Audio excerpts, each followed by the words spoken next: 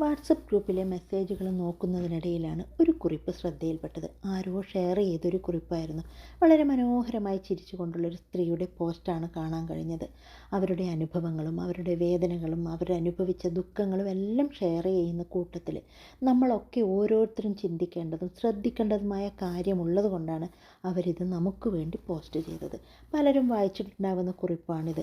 എന്നാലും ആരെങ്കിലും വിട്ടുപോയ ഒരാൾ എൻ്റെ ഈ വീഡിയോ കണ്ടെങ്കിൽ അവരും കൂടി ഇത് കാണുമല്ലോ എന്ന് വിചാരിച്ചാൽ ഞാനിത് പോസ്റ്റ് ചെയ്യുന്നത്.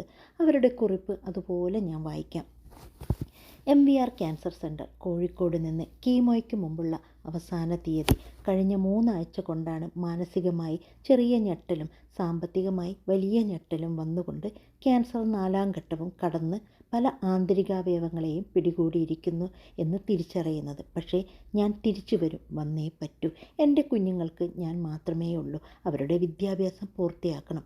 അവർക്കോ ജോലിയാകും വരെയെങ്കിലും കൂടെ ഞാൻ ഉണ്ടാകണം. പിന്നെ സ്നേഹവും പ്രാർത്ഥനയും ഇപ്പോൾ ഏറ്റവും ആവശ്യമുള്ള സാമ്പത്തിക സഹായവും ചെയ്യാൻ സന്നദ്ധരായി എനിക്ക് ആത്മവിശ്വാസം തന്നുകൊണ്ട് പറന്നുപോയി തുടങ്ങിയ ജീവനെ പിടിച്ചു നിർത്തുന്ന പ്രിയപ്പെട്ട സഹപാഠികൾ, സഹപ്രവർത്തകർ, സുഹൃത്തുക്കൾ, എൻ്റെ ചിന്മയ വിദ്യാലയം. ഞാൻ അങ്ങനെ പോകില്ല കൂട്ടരെ. ഇതൊരു വൈകാരികമായ കുറിപ്പാകാതെ നോക്കുന്നത് മറ്റു ചില കാര്യങ്ങൾ കൂടി നിങ്ങളെ അറിയിക്കണം. അത് ചികിത്സാ സംബന്ധമായി വലിയ ധാരണയില്ലാതിരുന്ന എന്നെപ്പോലുള്ളവരും പൊതുസമൂഹവും അറിയണമെന്ന് വെച്ചാണ്. ചില അറിവില്ലാത്ത ഡോക്ടർമാർ കാരണം കഴിഞ്ഞ 6 മാസം ശാരീരികമായി അതിഭയങ്കരമായ വേദനയും പണച്ചെലവും നേരിട്ട് ആകെ തളർന്ന് ഒടുവിലാണ് ഇത് ക്യാൻസർ ആണെന്ന് തിരിച്ചറിയുന്നത്. ചെറുതായി തുടങ്ങിയ നടുവേദനയിലാണ് തുടക്കം. പുറത്തും നടുവിനുമൊക്കെ വായു കുടുങ്ങിയ പോലെ തളാപ്പിൽ പ്രാക്ടീസ് ചെയ്യുന്ന ഗ്യാസ്ട്രോ എൻട്രോളജിസ്റ്റ് ഒരു ലേഡി ഡോക്ടറെയാണ് ആദ്യം കാണിച്ചത്. 450 രൂപ ഫീസ് വാങ്ങിയിട്ട് രോഗിക്ക് 2 മിനിറ്റ് പോലും അനുവദിക്കാതെ രോഗവിവരം പകുതി പറയും മുമ്പ് 1 മാസത്തേക്ക് കുറേ മരുന്ന് എഴുതി തന്നു. കുട്ടികൾ പദ്യം കാണാതെ പഠിച്ചു ചൊല്ലും പോലെ കുറേ ഭക്ഷണം കഴിക്കേണ്ടാത്തതും കഴിക്കേണ്ടതും ഒന്നും എൻ്റെ ചെവിക്ക് പോലും പിടിച്ചെടുക്കാനായില്ല. അവർക്ക് ഇഷ്ടമാകുന്നില്ലെന്നറിഞ്ഞിട്ടും ഇറങ്ങും മുമ്പ് ഞാൻ പറയാൻ ശ്രമിച്ചു, ഇത് ഗ്യാസാണോ മറ്റെന്തെങ്കിലുമാണോ, ടെസ്റ്റ് വല്ലതും? നിങ്ങളോട് 1 മാസം മരുന്ന് കഴിച്ച് വരാനല്ലേ പറഞ്ഞ് എന്നവർ അസഹിഷ്ണുതയോടെ പറഞ്ഞ് പുറത്തിറങ്ങാൻ ആംഗ്യം കാണിച്ചു. വിഷമത്തോടെ അപമാനം അനുഭവിച്ച് ഇറങ്ങി. എന്തായാലും വില കൂടിയ മരുന്ന് മുഴുവൻ വാങ്ങി. 2 ആഴ്ച കഴിച്ചു. ഒരു മാറ്റവുമില്ല. പിന്നെ ന്യൂറോളജിസ്റ്റിനെ കാണിച്ചു. നല്ല പെരുമാറ്റം. രോഗിയെ ക്ഷമയോടെ കേട്ടു. വലിയ ഫീസ്.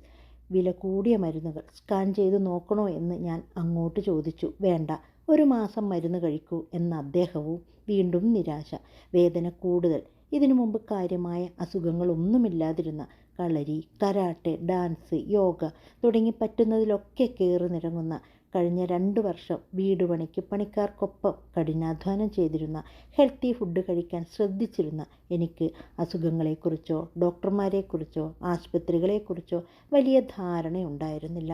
ആശുപത്രികളുടെയും ഡോക്ടർ കൂട്ടായ്മകളുടെയും പരിപാടികളുടെ ആങ്കർ എന്ന നിലയിൽ ചില ഡോക്ടർ സുഹൃത്തുക്കൾ ഉണ്ടായിരുന്നെങ്കിലും ചില സുഹൃത്തുക്കളുടെ നിർദ്ദേശപ്രകാരം 2 വൈദ്യന്മാരെയും സമീപിച്ചു. മർമ്മ ചികിത്സയ്ക്ക് പ്രശംസ മേമ്പൊടി ചേർത്ത് എൻ്റെ നടുവേദന ഇരട്ടിയാക്കിയതേയുള്ളൂ. ഇരിക്കാനും നിൽക്കാനും വയ്യാത്ത അവസ്ഥ.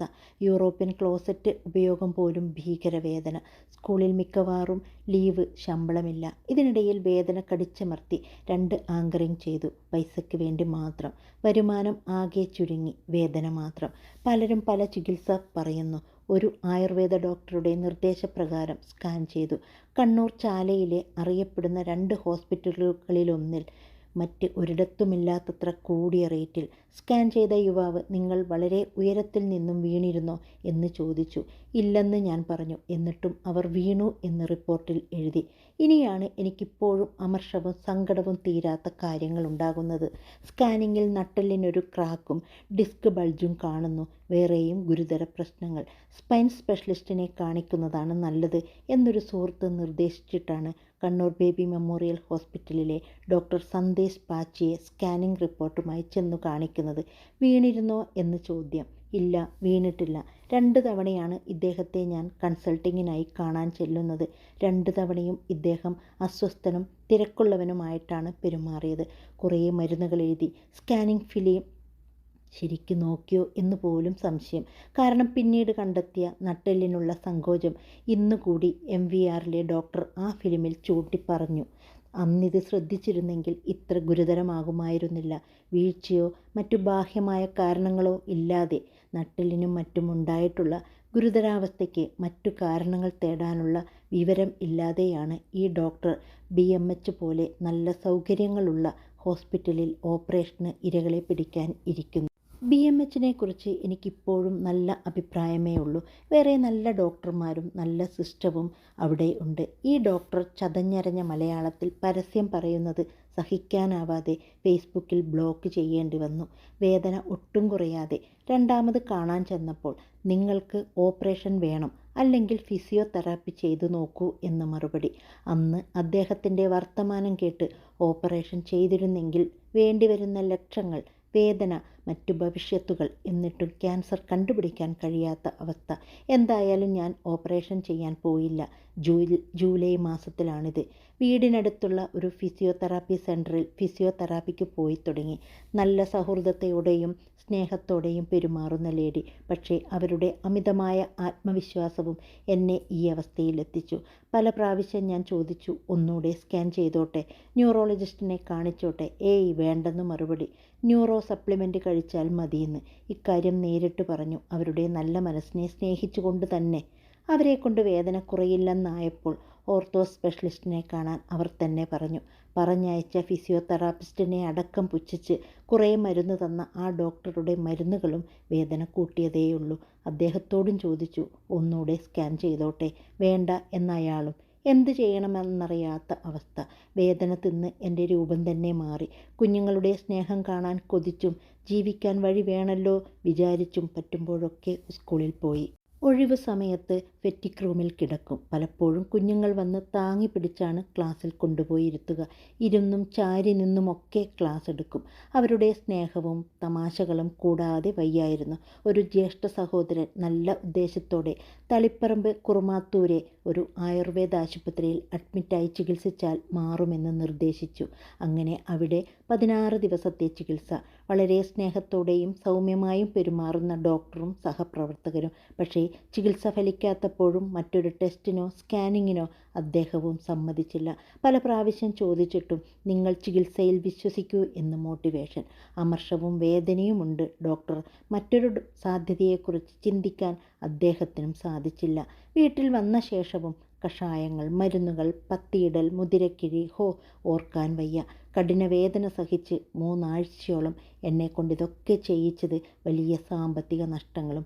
നടുവിൽ നിന്ന് വേദന ഇടതുവശം മുഴുവനുമായി. ഇടതുകാൽ നിലത്തൂന്നാൻ വയ്യാത്ത അവസ്ഥയിലെത്തിയപ്പോൾ ന്യൂറോളജിസ്റ്റിനെ കാണിക്കൂ എന്ന് പറഞ്ഞു കിട്ടി. നമ്മളെ ഏറ്റവും നിസ്സഹായ അവസ്ഥയിൽ ദൈവത്തെപ്പോലെ വിശ്വസിക്കുന്ന ഡോക്ടർമാർ നമ്മെ കൊണ്ടെത്തിക്കുന്ന അവസ്ഥ. രോഗി ആവശ്യപ്പെട്ടാലെങ്കിലും ടെസ്റ്റുകളോ രണ്ടാമതൊരു സ്കാനിങ്ങോ ചെയ്യാൻ സമ്മതിക്കണ്ടേ? ഈ മാസങ്ങളിലൊക്കെയും ക്യാൻസർ ഉള്ളിൽ പടർന്നുകൊണ്ടിരുന്നു. ഫിസിയോതെറാപ്പി സെൻറ്ററിൽ വീണ്ടും അവരും സ്കാനിങ് വേണ്ട, കയ്യിലുള്ള സപ്ലിമെൻ്റ് തന്നെയാ ഡോക്ടർ തരൂ എന്ന്. അവരുടെ ആത്മവിശ്വാസത്തിൽ വീണ് വീണ്ടും വിഡ്ഢിയായി ഞാൻ. ഒടുവിൽ ന്യൂറോളജിസ്റ്റിനെ കാണണമെന്ന് നിർബന്ധം പറഞ്ഞപ്പോൾ പലരും പറഞ്ഞ നല്ലൊരു പേര് അവരും നിർദ്ദേശിച്ചു. BMHലെ തന്നെ ഡോക്ടർ മോഹനൻ. പക്ഷേ 2 മാസത്തേക്ക് ടോക്കൺ ഇല്ല. BMHലെ നല്ല സുഹൃത്തായ PRO മധുസൂദനൻ സാറിൻ്റെ സഹായവും പത്രത്തിൽ നിന്നൊരു കാളും ഒക്കെ കൊണ്ട് 2 ആഴ്ച കൊണ്ട് ടോക്കൺ കിട്ടി. ഇന്ന് ഞാൻ ജീവിക്കാനൊരു സാധ്യതയെങ്കിലും ബാക്കിയാക്കി അദ്ദേഹം സ്കാനിങ്, ബ്ലഡ് ടെസ്റ്റുകൾ എല്ലാം ചെയ്യിച്ചപ്പോൾ മൾട്ടിപ്പിൾ മൈലോമ എന്ന റിപ്പോർട്ട് നാളെ തന്നെ വന്ന് ബയോപ്സി ചെയ്യണം പറഞ്ഞു. ഡോക്ടർ സന്ദേശ് പാച്ചിയാണ് ചെയ്യേണ്ടത് എന്നറിഞ്ഞപ്പോൾ ഞാൻ ആ വഴിക്കില്ലെന്ന് ഉറപ്പിച്ചു. Mangalapuram Kasturba medical college. സുഹൃത്തുക്കൾ നിർദ്ദേശിച്ച പ്രകാരം പോയി അഡ്മിറ്റായി. അപ്പോഴേക്ക് വേദന തിന്ന മാസങ്ങൾ 5 കഴിഞ്ഞു. ഓർത്തോ സ്പെഷ്യലിസ്റ്റ് ഡോക്ടർ ആത്മാനന്ദ. എന്ത് മിടുക്കനായ ഡോക്ടർ, എന്ത് നല്ല പെരുമാറ്റം. പിന്നെല്ലാം വേഗത്തിൽ. ചെന്ന അന്നു തന്നെ അത്യാവശ്യം വേണ്ട ടെസ്റ്റുകൾ. അതിൻ്റെ റിസൾട്ട് അറിയാതെ ഒരു ഗുളിക പോലും വെറുതെ കഴിപ്പിക്കുന്നില്ല. വേദന കുറയ്ക്കാനുള്ള സംവിധാനങ്ങൾ. ആശ്വാസം. ആദ്യമേ ഇതുപോലുള്ളിടത്ത് എത്തിയില്ലല്ലോ എന്ന് പലതവണ തോന്നി. അന്ന് തന്നെ നട്ടെല്ലിൻ്റെ എക്സ്റേ എടുത്തു. വെർട്ടിബ്ര 2 എണ്ണം ചുരുങ്ങിപ്പോയിരിക്കുന്നു. അദ്ദേഹം ചിത്രം വരച്ച് കുട്ടികളോട് എന്ന പോലെ വിശദീകരിച്ചു. 3 ആരോ മാർക്കിട്ടു. കാരണങ്ങൾ സാധാരണഗതിയിൽ എല്ലുകൾക്ക് തകരാറുണ്ടാകില്ല. ബോൺ വീക്ക്നെസ്, കൂടിയ തോതിലുള്ള ഇൻഫെക്ഷൻ, ക്യാൻസർ, TB പോലുള്ളവ. ക്യാൻസർ സാധ്യത കണ്ടതിനാൽ ഓങ്കോളജിസ്റ്റ് ഡോക്ടർ സാനിയോ ഡിസൂസ കൂടി ട്രീറ്റ്മെൻറ്റ് ടീമിലെത്തി. മികച്ച ഡോക്ടർ. വീണ്ടും ടെസ്റ്റുകൾ. ബോൺമാരോ എടുത്തു. ക്യാൻസർ ബാധിത ഏരിയകൾ കണ്ടെത്താൻ പെറ്റ് സ്കാൻ. ഡോക്ടർ സാനിയോ ഒരു ചെറിയ വേദന പോലും അറിയിക്കാതെ ബോൺമാരോ എടുത്തതൊക്കെ ഉണ്ടാക്കിയ ആശ്വാസം. കൂടെ ഇതേക്കുറിച്ചൊന്നും ഒരു ധാരണയുമില്ലാതെ ആകെ പകച്ച് മോൻ മാത്രം. ഒറ്റക്കാണെന്ന തോന്നൽ, സങ്കടങ്ങൾ. തലച്ചോറ് തകരാതെ നോക്കി. സ്കൂളിൽ നിന്നുള്ള സ്നേഹാന്വേഷണങ്ങളും കൂട്ടായി. അപ്പോൾ മറ്റു കൂട്ടുകാർ അറിഞ്ഞിരുന്നില്ല. പക്ഷേ അവിടുത്തെ ചെലവുകളും ടെസ്റ്റുകളുടെയും മറ്റും ഭീമമായ തുകകൾ. ചികിത്സ അവിടെ തുടരാൻ എന്നെക്കൊണ്ട് സാധിക്കില്ലെന്ന് തിരിച്ചറിഞ്ഞു. റിലയൻസ് ഏറ്റെടുത്ത ശേഷമാണ് രോഗികളോട് കരുണയില്ലാത്ത ഫീസ് വർധന എന്നറിയുന്നു. സത്യമോ? ഇടത് നെഞ്ചിൽ നിന്ന് തുടങ്ങി നട്ടെല്ലിലും മജ്ജയിലും മറ്റവയവങ്ങളിലേക്കും ക്യാൻസർ പടർന്നു എന്ന് പെറ്റ് സ്കാൻ റിപ്പോർട്ട്. കണ്ണൂരിലെ ചികിത്സകർ എന്നെ കൊണ്ടെത്തിച്ചത്. അവരുടെ വിവരക്കേടിൽ കടന്നുപോയ 6 മാസം. ബയോപ്സിക്ക് മുമ്പ് തന്നെ 6 ദിവസം കൊണ്ട് അവിടെ 2 ലക്ഷത്തിനടുത്ത് ചെലവ്. ഡിസ്ചാർജിന് അപേക്ഷിച്ചു. കോഴിക്കോട് MVR ക്യാൻസർ സെൻ്ററിനെക്കുറിച്ച് അവിടെ വെച്ചാണ് അറിയുന്നത്. സ്കൂളിലെ ഒരു സ്നേഹസമ്പന്നനായ ടീച്ചർ ഇവിടെ ചികിത്സ നടത്തിയിരുന്നു. അവരും മിടുക്കരായ ഭർത്താവും വലിയ പിന്തുണയുമായി ഈ നിമിഷം വരെയുണ്ട്. ഇപ്പോൾ കുറേ പേരെടുത്തു പറഞ്ഞാൽ തീരില്ല. സ്നേഹം തിരിച്ചു കൊടുത്താലും തീർക്കാനാവാത്തത്ര പല മേഖലയിലെ സുഹൃത്തുക്കളും. ഒരാഴ്ച മുമ്പ് MVRൽ നട്ടെല്ലിന് 5 റേഡിയേഷൻ. അതുണ്ടാക്കിയ ക്ഷീണം മാറിയിട്ടില്ല. പക്ഷേ കാലിൻ്റെ വേദന വളരെ കുറഞ്ഞു. കീമോയ്ക്ക് ശേഷം നട്ടെല്ലിന് ഓപ്പറേഷൻ വേണ്ടിവരും. ഇവിടെയും പൈസ ഒട്ടും കുറവല്ല. ബയോപ്സി റിസൾട്ട് വന്നപ്പോൾ കീമോയ്ക്കൊപ്പം US-ൽ നിന്നുള്ള മരുന്ന് കൂടി വേണ്ടിവരുമത്രേ. 6 കീമോ ഉടൻ ചെയ്യണം. ഒന്നിന് ചെലവ് 3 ലക്ഷം. പിന്നെ സർജറി, റേഡിയേഷൻ. ശരീരം തളർന്നാലും മനസ്സു തളരില്ല. പക്ഷേ സാമ്പത്തികം വലിയൊരു ചോദ്യചിഹ്നം തന്നെയാണ്. ഉള്ളതെല്ലാം നുള്ളിപ്പെറുക്കി ഒരു വീടുണ്ടാക്കി കഴിഞ്ഞയുടനാണ് ഈ ആഘാതം. ആ സാമ്പത്തിക ഞെരുക്കത്തിൽ ഒരു ഹെൽത്ത് ഇൻഷുറൻസ് എടുക്കാൻ പോലും പറ്റാഞ്ഞത് അതിലേറെ തിരിച്ചടിയായി. വലിയ ഈശ്വര വിശ്വാസിയാണ് ഞാൻ. വഴി തുറക്കാതിരിക്കില്ല. അസുഖങ്ങൾ വരുമ്പോൾ ആരെ കാണിക്കണം, എത്രത്തോളം വിശ്വസിക്കണം എന്നുകൂടി ചിന്തിക്കാൻ ഈ കുറിപ്പ് ആർക്കെങ്കിലും ഉപകാരപ്പെട്ടെങ്കിൽ കൃത്യമായ ടെസ്റ്റുകൾ ചെയ്യിച്ച ശേഷം മരുന്ന് കച്ചവടം നടത്തുന്ന ഡോക്ടർമാരെ കാണാനെങ്കിലും തോന്നട്ടെ. കീമോയിലൂടെ കടന്നു പോകേണ്ട ശരീരത്തെക്കുറിച്ച് വേവലാതി ഇല്ലാതില്ല. റേഡിയേഷൻ കഴിഞ്ഞ അവസ്ഥ കടന്നു പോന്നപ്പോൾ കിട്ടിയ ഭയം. എന്നാലും അതും കടന്നു പോകും അല്ലേ? നേരം കുറച്ചായി ആലോചനകളും. എങ്കിലും ശുഭരാത്രി. നാളെ മുതൽ അനുഭവതീഷ്ണമായ പുതുരാത്രികൾ. എല്ലാവർക്കും നല്ലത് വരട്ടെ. ഇവരുടെ പേരോ ഒന്നും എനിക്കറിയില്ല. ഈ ഒരു കുറിപ്പിലുള്ളതാണ് ഞാൻ നിങ്ങൾക്ക് വായിച്ചു കേൾപ്പിച്ചത്. ഒരു ടീച്ചറാണ്, സ്കൂളിലാണ് വർക്ക് ചെയ്യുന്നത് എന്ന് മാത്രമേ ഇതിൽ മനസ്സിലാവുന്നുള്ളൂ. പക്ഷേ ഇവർ കടന്നുപോയ വഴികളൊക്കെ നമുക്കും പേടിപ്പെടുത്തുന്നതാണ്. ഒരുപാട് ഡോക്ടേഴ്സിൻ്റെ അടുത്ത് പോകുമ്പോൾ ഇവർ പറഞ്ഞ അതേ രീതികൾ നമ്മൾ കണ്ടിട്ടുണ്ട്. അവരുടെ അടുത്ത് എന്തോ ഒരു യാചിക്കാൻ പോയതുപോലെ ചില ഡോക്ടർമാർ ഒന്നും കാണില്ല. എന്തെങ്കിലും പറയുമ്പോൾ നിർത്ത്, ഇറങ്ങിപ്പോ എന്നുള്ളൊരു മുഖഭാവം അവർക്കുണ്ടാവും. നമ്മൾ എന്തൊക്കെയോ പറയുന്നു, അവർ പേപ്പറിൽ കുറിക്കുന്നു, അല്ലെ കമ്പ്യൂട്ടറിൽ ടിക്ക് ചെയ്യുന്നു, കുറേ മരുന്നുകൾ എഴുതുന്നു. ഇതെന്തിനുള്ള മരുന്നാണ്? അല്ലെ നമ്മളുടെ അവസ്ഥ എന്താണ്? ഇതൊന്നും ഒരു ഡോക്ടറും ഇപ്പോൾ കാണിച്ചു തരുന്നില്ല. അവർക്ക് പൈസ മാത്രം മതി. ഇങ്ങനെയാവുമ്പോൾ രോഗികൾക്കൊന്നും മനസ്സിലാവുന്നില്ല. എന്നാലോ കറക്റ്റായ നമ്മളുടെ അസുഖം എന്താണെന്ന് കണ്ടുപിടിക്കാൻ പോലും ഇന്നത്തെ ഡോക്ടർമാർക്ക് കഴിയുന്നില്ല. അവർക്ക് പൈസ മാത്രം മതി എന്നുള്ളൊരു രീതിയിൽ ഉള്ളത് കൊണ്ടാണ് രോഗികളൊക്കെ ഇങ്ങനെയാവുന്നത്. ഈ പറഞ്ഞ ഈ സ്ത്രീക്ക് ഫസ്റ്റ് സ്റ്റേജിൽ തന്നെ കണ്ടുപിടിക്കാനായി അവർ തന്നെ സ്കാൻ ചെയ്യണോ എന്ന് ചോദിച്ചെന്നാണ് ഈ കുറിപ്പിൽ പറയുന്നത്. എന്നാലും സമ്മതിക്കില്ല. കാരണം എനിക്ക് തന്നെ അറിയുന്ന എൻ്റെ ബന്ധത്തിൽ തന്നെയുള്ള ഒരു കുട്ടിക്ക് കാലിന് മുഴുവനും വേദന, വല്ലാത്ത അസ്വസ്ഥത, നടക്കാൻ പറ്റുന്നില്ല, ശ്വാസം മുട്ടുന്നു, എന്താണെന്നറിയില്ല. എപ്പോഴും മരുന്ന് കൊടുത്തുകൊണ്ടിരുന്നു. ഗ്യാസിനുള്ള മരുന്ന്, അങ്ങനെ ഒന്നുമില്ല ഗ്യാസിനുള്ള മരുന്ന് കൊടുത്തുകൊണ്ടിരുന്നു.